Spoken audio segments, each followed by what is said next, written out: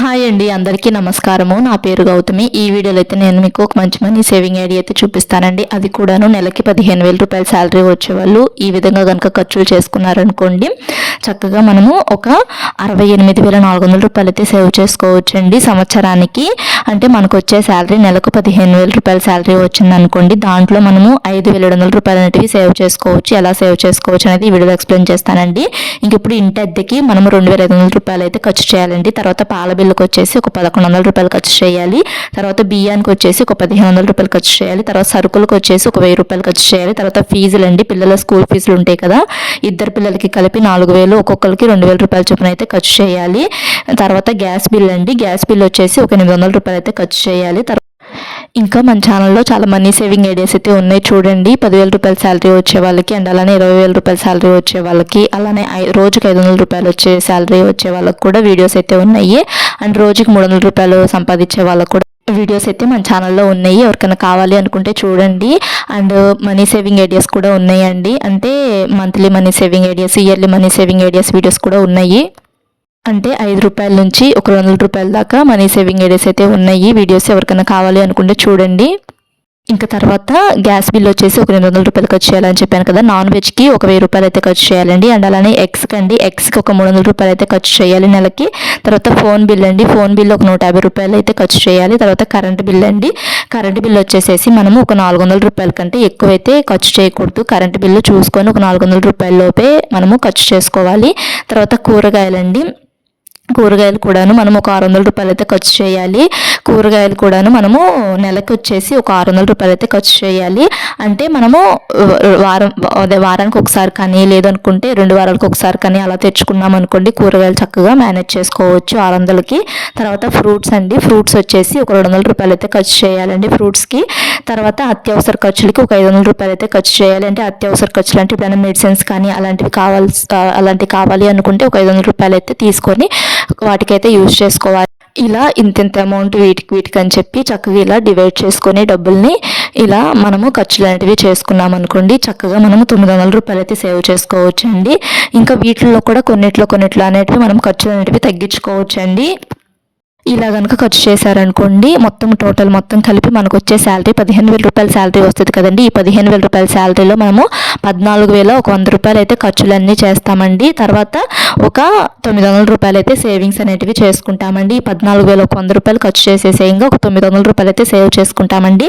అంటే మనము ప్రతి నెల కూడాను 900 రూపాయల చొప్పున సేవ్ చేసుకుంటాము. చక్కగా ఇదే పద్ధతిలో కనుక ప్రతి నెల ఖర్చులు చేసుకున్నారనుకోండి, ఇంకా వీటిలోనే కొంచెం ఖర్చులు తగ్గించుకోవచ్చు. అంటే ఎగ్స్ దగ్గర అండ్ నాన్ వెజ్ దగ్గర అండ్ కూరగాయల దగ్గర, కరెంటు బిల్లు దగ్గర ఒక 50, ఒక 10 రూపాయలు తగ్గించుకున్నా కానీ అవి కూడా చక్కగా సేవింగ్స్ చేసుకోవచ్చు కదండి. ఇంకా తర్వాత ఇప్పుడు నేను ఒక నెలకు 15,000 రూపాయల శాలరీ వచ్చేవాళ్ళు ఇలా కనుక ఖర్చులు చేస్తే 14,100 రూపాయలు అయితే ఖర్చులు చేసేసేసి 900 రూపాయలు సేవ్ చేసుకోవచ్చు అని చెప్పాను కదండి.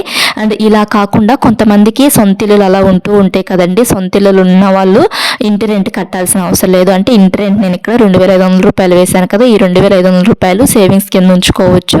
అండ్ అలానే బియ్యం అండి, బియ్యం కొంతమంది పొలాల్లో పండించిన బియ్యం అయి తింటూ ఉంటారు కదండి. అంటే వ్యవసాయం చేసే వాళ్ళము కొంతమంది పొలాల్లో పండించే బియ్యం అయి తింటూ ఉంటారు కదండి.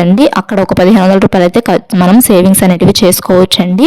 అంటే ఒకప్పుడు మా అమ్మ వాళ్ళు కూడా వ్యవసాయం అది చేసేవాళ్ళు, పొలంలో పండించుకున్న బియ్యమే వాళ్ళు మిల్లుకైతే పట్టించుకొని తినేవాళ్ళు అండి. చక్కగా అక్కడ ఒక 1,500 రూపాయలు సేవ్ చేసుకోవచ్చు కదా. ఇప్పుడైతే అమ్మ వాళ్ళు కొనుక్కుంటున్నారులేండి. మేము చిన్నపిల్లలు అప్పుడైతేను పండించిన బియ్యమే తినేవాళ్ళమి. అండ్ అలానే ఒక గ్యాస్కి ఒక 800 రూపాయలు అనేటివి సేవ్ చేసుకోవచ్చు. గ్యాస్ ఇప్పుడు గవర్నమెంట్ ఫ్రీగా ఇస్తుంది కదండి. చక్కగా సంవత్సరానికి 3 గ్యాస్ బండ్లు అనేటివి ఫ్రీగా ఇస్తుంది కదా. అంటే ఏపీ గవర్నమెంట్ అయితే సంవత్సరానికి రేషన్ కార్డు ఉన్న వాళ్ళకి సంవత్సరానికి 3 గ్యాస్ బండ్లు అయితే ఫ్రీగా వస్తున్నాయి కదండి. సంవత్సరం మొత్తం మీద ఆ 3 గ్యాస్ బండ్లే మనం యూజ్ చేసుకున్నాం అనుకోండి, చక్కగా మనము ఒక 800 రూపాయలు అనేటివి సేవ్ చేసుకోవచ్చు. ప్రతి నెల కూడా ఒక 800 రూపాయలు అనేటివి సేవ్ చేసుకోవచ్చు. లేదు ఒక్కొక్క నెలలో కొనుక్కున్నా కానీ మొత్తం మీద ఒక 5 బండ్లు అలా వాటితో ఇంకో 2 బండ్లు ఎక్స్ట్రా కొనుక్కున్నా కానీ మొత్తం 5 బండ్లతో మనము 1 ఇయర్ మొత్తము కంప్లీట్ చేసుకోవచ్చు. చక్కగా మనం గ్యాస్ని కూడా పొదుపుగా యూజ్ చేసుకోవచ్చు. చేసుకుంటే. అండ్ అలా ఇందాక పాల బిల్లు నేను ఒక 1100 రూపాయలు అయితే వేశాను కదండి. కొంతమంది గేదెలు అయ్యి ఉంటాయి కదా, అలాంటి వాళ్ళు అయితే పెరుగులు ఎప్పుడైనా కొనుక్కొచ్చుకున్నా కానీ ఒక 900 రూపాయలు అయితే సేవ్ చేసుకోవచ్చు కదా పాల బిల్లు దగ్గర. అప్పుడు మొత్తం కలిపి 5700 అయితే సేవ్ చేసుకోవచ్చు అండి. అంటే 15,000 రూపాయల శాలరీ వస్తే మనం దాంట్లో 9,300 రూపాయలు అనేటివి ఖర్చులు చేసేసేసి ఒక 5,700 రూపాయలు అయితే సేవ్ చేసుకోవచ్చు అండి. అంటే ఇంటద్ది లేకుండా అండ్ పాల బిల్లు లేకుండా బియ్యము ఖర్చు లేకుండా అండ్ అలానే మనకి ఇంకా ఇది గ్యాస్ బిల్లు లేకుండా ఉంటే మటుకి ఇలా 5,700 రూపాయలు అయితే సేవ్ చేసుకోవచ్చు అండి. కదమా ఖర్చులన్నీ సేమ్ అంతే చేసుకుంటే ఇలా 5,700 రూపాయలు అయితే సేవ్ చేసుకోవచ్చు. అండ్ ఇంకొక పద్ధతి కూడా చెప్తానండి మీకు. ఇప్పుడు నెలకి 15,000 రూపాయల శాలరీ వచ్చే వాళ్ళు ఉంటారు కదండి, వాళ్ళు మనము ఒక 15,000 రూపాయల శాలరీ వస్తే ఈ పద్ధతిలో కనుక డబ్బులు ఖర్చులు చేస్తే, ఇప్పుడు నేను చూపించే పద్ధతిలో కనుక డబ్బులు ఖర్చు చేస్తే 900 రూపాయలే సేవ్ చేసుకోవచ్చు అని చెప్పాను కదండి.